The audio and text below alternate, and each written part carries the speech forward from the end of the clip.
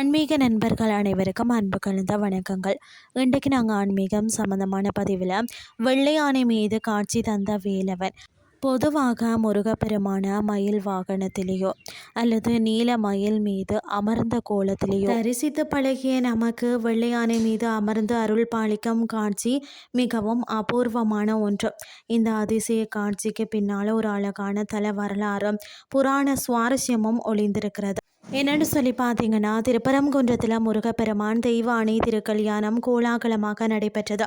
அப்போது பார்த்தீங்கன்னா, தேவேந்திரன் தன் பரிசாக ஜெயந்தன் எனும் வெள்ளை யானையை பார்த்தீங்கன்னா மாப்பிள்ளையான முருகப்பெருமானுக்கு அளித்தாரா.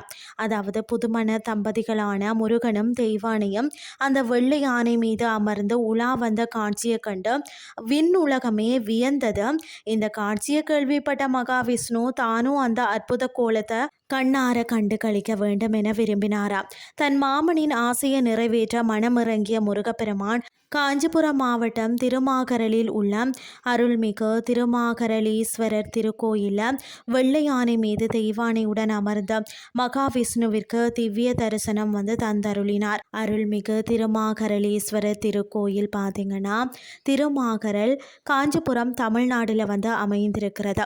அமைந்துள்ள பாதை பார்த்தீங்கன்னா காஞ்சிபுரத்தில் இருந்த உத்தரமேரூர் செல்லும் சாலையில் காஞ்சிபுரத்தில் இருந்து சுமார் 16 கிலோமீட்டர் தொலைவில் தான் திருமாகரல் கிராமம் அமைந்துள்ளதாம். தேவார பாடல் பெற்ற தொண்டை நாட்டு தலங்களில் ஒன்றான இந்த தலத்தில் சிவபெருமான் பார்த்தீங்கன்னா திருமாகரலீஸ்வரராக அருள் பாலிக்கிறார். சிவபெருமானின் அருளோடு மாமனுக்கு காட்சி தந்த முருகனின் பேரருளும் நிறைந்த இந்த திருத்தலத்தை தரிசிப்பது பெரும் பாக்கியம்னே சொல்லலாம். இன்றைய ஆன்மீகம் சார்ந்த பதிவு உங்களுக்கு பிரயோசனமாக அமைஞ்சிருக்கும்னு சொல்லி நான் நம்புகிறேன்.